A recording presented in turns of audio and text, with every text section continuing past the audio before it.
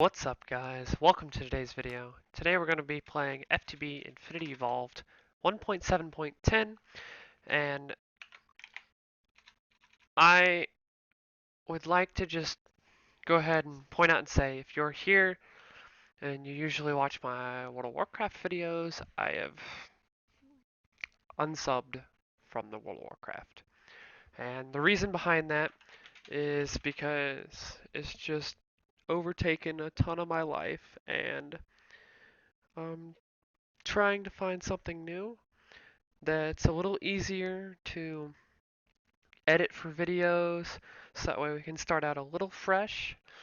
I've played this mod pack a little bit, but I haven't gotten too in depth with it. But if you've watched my Inscriber tutorial, you'll notice that the survival multiplayer world that I play on, I've gotten pretty far. And I've had a couple of people ask me how to get there. So I don't know if you guys will watch this, and if you do, that's awesome. Let me go ahead and just go ahead and say that this is going to be a very, very, very sporadic Let's Play. Like, one day we could be doing thermal expansion, the next day I could be doing AE2, the next day it could be Draconium Evolution, I mean, you name it. It's going to be all over the place, but I will say that I am going to try my hardest to keep it going in a linear path. We are going to go ahead and start with thermal expansion machines.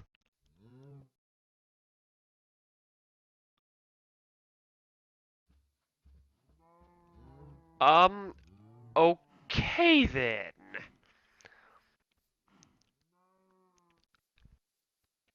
This is literally like the 5th time I have spawned in a world.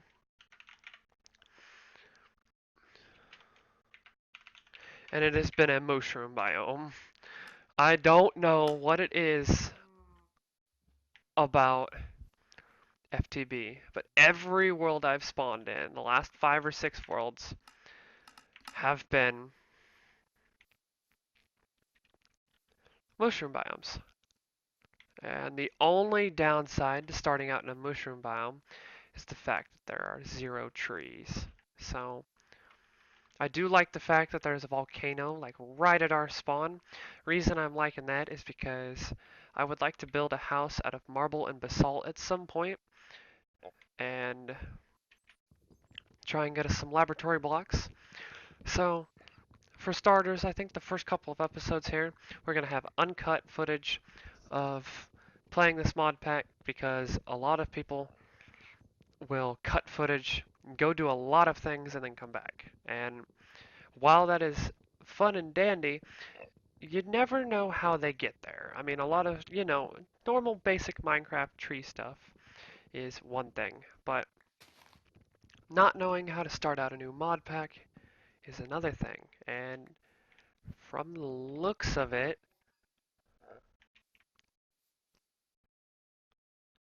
this was going to be some river biome or something. But let's go ahead and make us a crafting table.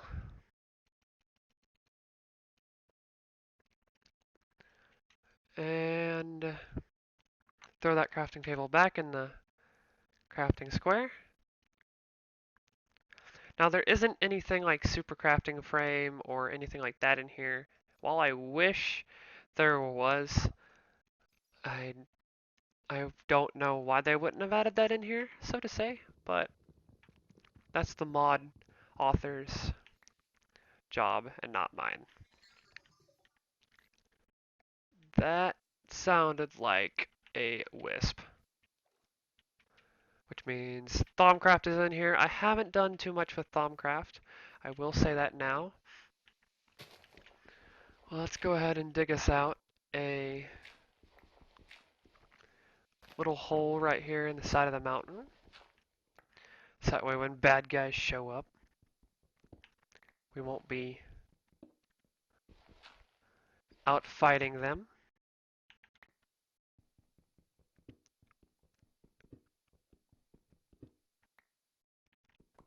Looks like we've got some andesite. Now, I think what we're actually going to do is just dig this hole for now, get us a stone pickaxe, not crop seeds, there we go, and a sword. We're only doing this to start out the mod pack. So what this means, I'm trying to go for Tinker's Construct as fast as possible. If you would like the texture pack I'm using, it is John Smith Legacy Reborn, and I will put a link to that in the description below. There is a modded support. It is like 97-ish% complete because the molecular assemblers and stuff like that, while they do have the full textures, they are not, like, they have the purple and pinkish glow around them. So that's cool. Go ahead and make us a furnace here. And I am going, man, starting out a new world is so hard sometimes because you're so used to all that draconium armor and being able to fly around.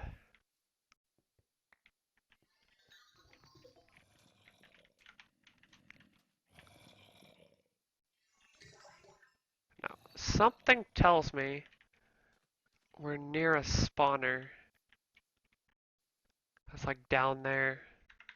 Because if you look on the minimap, there's a ton of zombies in the same place. But I don't want to go for a spawner right now because I know I'll die.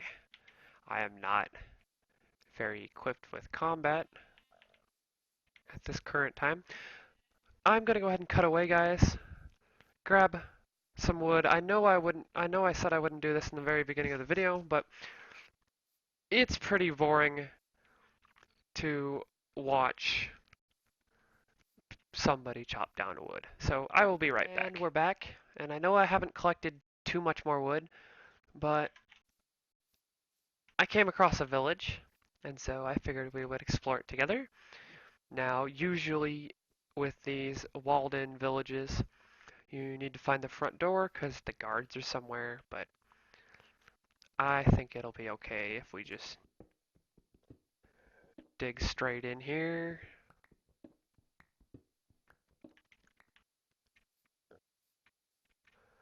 Obviously, because we don't want any of them to escape, I'm going to go ahead and replace a hole over there. But, modded Minecraft village. Looks like we got a witch's hut. There's a normal house here. Apothecary. Oh. What do you have for sale? A melon, 5 melons for an emerald. That is the worst trade, and oh hey. This is what I was looking for. So, the main thing I was coming into this village for was this right here. Tinker's Construct Smeltery. Now, the Tinker's Construct Smeltery is a multi-block that will help us double our ores very early game. And to have this many starting out blocks is really helpful. Now, I could just leave this here and build and play in the village, but that would be a very crazy tactic because villagers are A, loud and obnoxious, and B, they get annoying half the time because half the time you're like, oh, I want to do this, this, this, and that, and then you've got a villager in the way and you don't really want to kill him, but at the same time you do, and it's like, oh well. So, we're going to chop down the rest of this smeltery here, and if I find anything interesting, I'll bring you guys back in. And we're back, Now, that was kind of a quick to and from, but we have Mistcraft in here. Mistcraft is something I was looking really forward to doing in the multiplayer world I was in, but um, Mistcraft can be a little buggy on multiplayer servers, and it looked like there's a witchery hut here. Or no, this is, yeah, witchery. But other than that, I haven't found too much else. We have a hobbyist steam engine and a rolling machine. Ooh, starter coal, some advanced rails, some TNT cart. So now we can at least place some torches down. What do you do? Whistle track?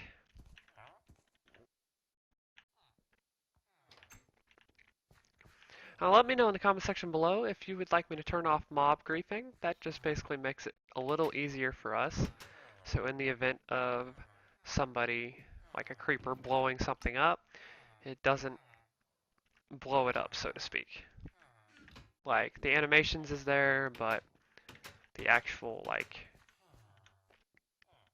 other stuff is not. Now, I have never been in a lot of these. Hi, guard.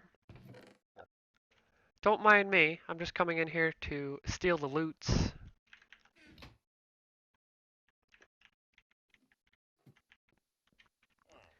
And we will come up here and look for a way out. So we started over that way. And I feel like it would be in our best interest to head off in that direction because there's trees over there. But I'm going to go ahead and make a bed and sleep for the night and then head that way and I will bring you guys back in. Hey guys, we're back and I told you I'd bring you in when we came back to over there, so I ran a decent ways away from the village, but not far enough away so that way we could travel there if we needed to by like nighttime or something. And I also built us a small, rather small house. Now, this house obviously, you know, isn't the brightest thing in the world, but the cool thing about this house is we can set it up so that way if I wanted to do this, so there's two that way and there's two that way. So with the smeltery blocks that we had gotten from the village, what we can do here is we can set you on the ground.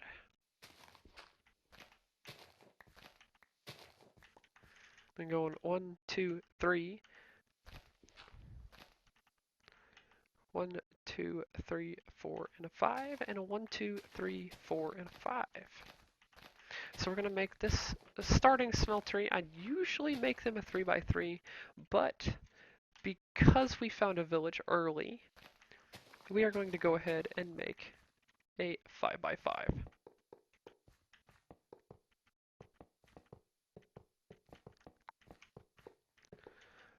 Tinker's Construct is a very, very awesome tool. Actually, what I should have done here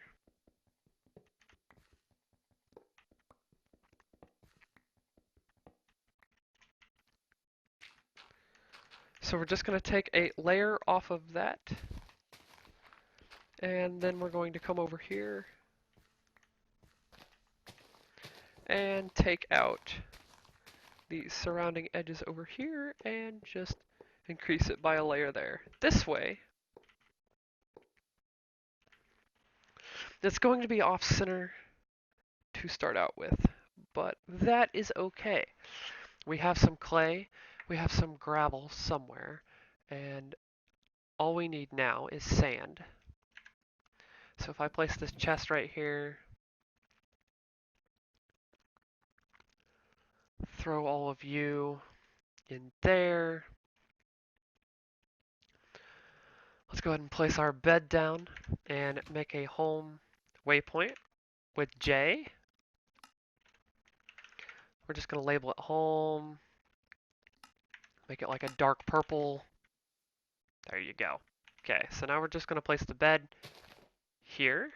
So now when monsters spawn, I can, actually you can right click right now. Oh, that is just on the server I play on. So they must have a bucket plugin that makes it so that way you can right click the bed to set your spawn without it being nighttime. But what we can do now is I need to make this a bigger chest.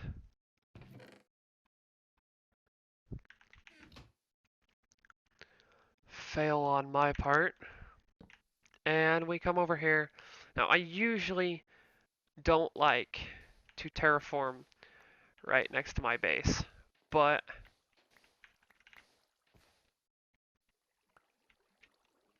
we will be okay for right now because I'm going to make the rest of this Tinker's Construct smeltery. So all you have to do is run around the edges like so. You don't need the corner blocks like it showed in the village. Having the corner blocks just make it look a little nicer. But what we can do, so that's going to be the controller. This is going to be a seared tank. And what you can do is if we do this, make 1, 2, these are going to be 2 drains.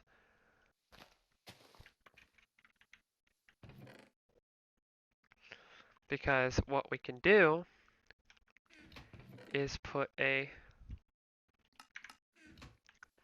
casting table and a casting basin right there, right next to each other. Make it easier on us. So now that we have the gravel, clay, and sand, there are 2 ways to make grout. There is the clay block way, where you can put 4 sand here and 4 gravel here, and this makes you 8 grout per. Or you can put 1 sand, 1 gravel, 1 clay, and this makes 2. So obviously, we can do 1 more of each. Get us the 20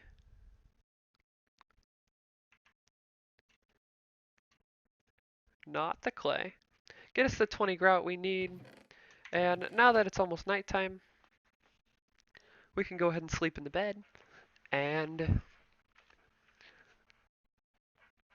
when we wake up, smelting the grout gives you seared bricks. Now, what are seared bricks so important about?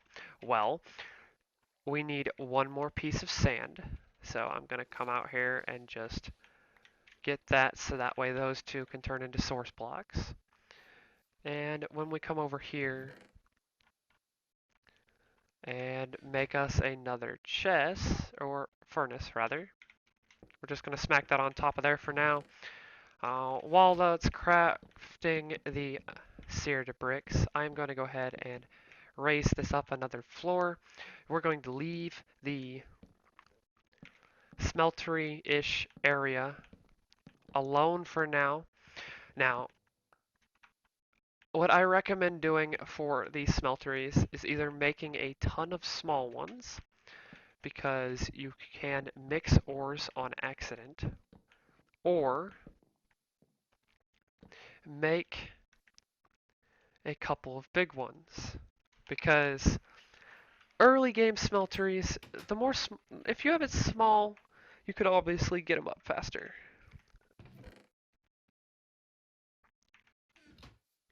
We have enough here, So I'm going to go ahead and put both of these in there and use our two wooden tools as fuel. So what we can do here is go all the way around the outside. This is going to make us a smeltery controller and give us a book. Mighty smelting. So if we smack this controller dead in the what would be the center of the smeltery right there, we can wait for just one more seared brick to show up. Grab the 2 glass.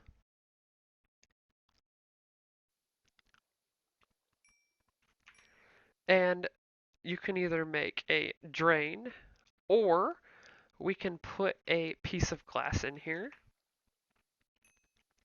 Wait for 2 more pieces of seared brick. So obviously I'm not going to have enough here to put both drains on. So what I'm going to do instead is make it so that way we have enough for 1 drain, which I don't even think we have enough for that. I will be right back, guys. Welcome back for the final time of this episode, because we are just about getting to the end here. And I wanted to point out that I just lost it.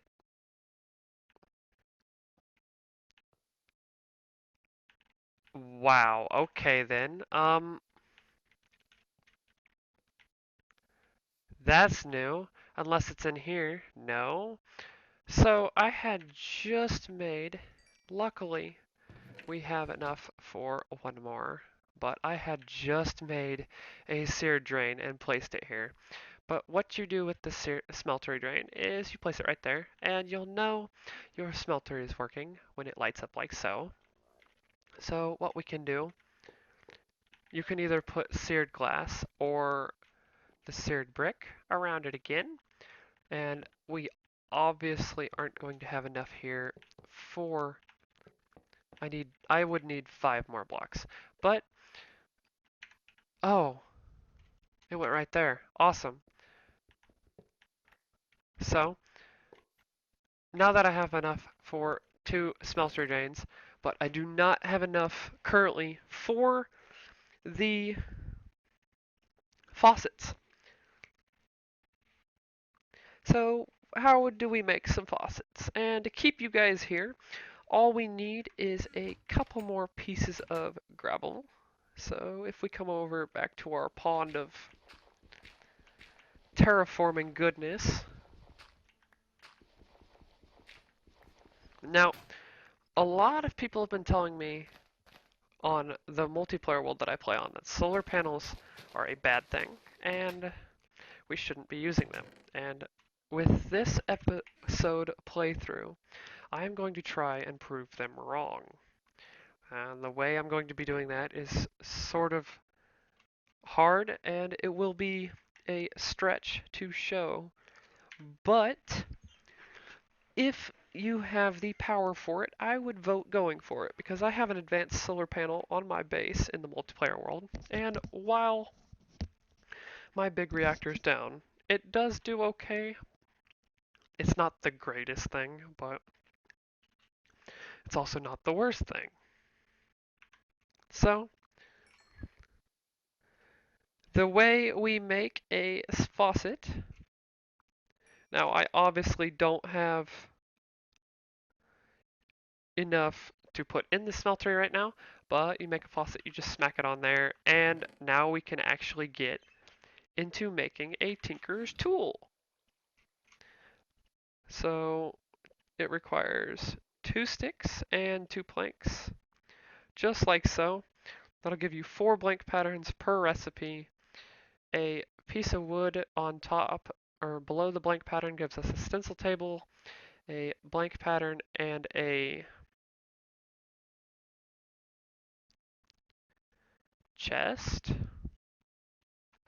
Gives us a pattern chest, a crafting table, and a blank pattern gives us a tool station. And last but not least, if we walk outside real quick and just chop down a tree, because I foolishly turned it all into planks, grab all the wood and run back in here. A piece of wood and a blank pattern equals a part builder. Now, to keep this organized, the tool station I always put next to the part builder or pattern chest. The stencil table does not go next to the pattern chest. It is probably the okay. So the part builder is the only Tinker's Construct item that can interact with the pattern chest. But we have all the tools here and we have a tool station. So how do we make said tools? And we'll notice my pickaxe is almost out of durability. So to make a tool, we need a pickaxe head, a tool binding, and a handle. Well, you put your blank patterns in the stencil table, and there's the handle, there's the tool binding, and here's a pickaxe head. But we're also going to go ahead and make an axe head. Sleep real quick.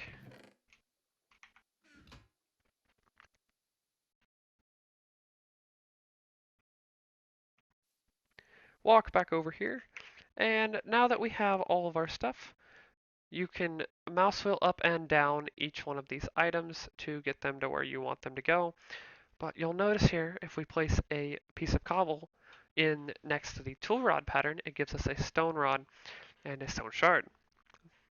That's a material cost of a half, so this is why. So to use your resources wisely, if you put the tool binding pattern down and use the stone shard it gives you, because this is a half, you can get a tool binding out of it. And we can go ahead and place these in here and make a pickaxe head, a stone axe head, and a couple more of each one of those guys. So we come over to the tool station, click on the pickaxe head, go all the way up, and here's our first tool.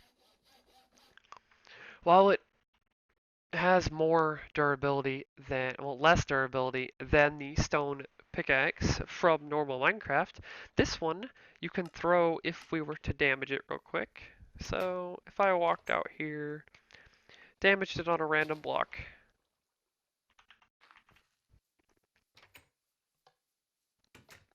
run back in here, put it back up here, put a piece of cobblestone there. One piece of cobblestone repairs the cobblestone tool. So now instead of using 3 pieces of cobblestone per tool, we can use 1 piece. And now we're going to make a axe for the same reason. Thank you guys for watching episode 1, and have fun, guys.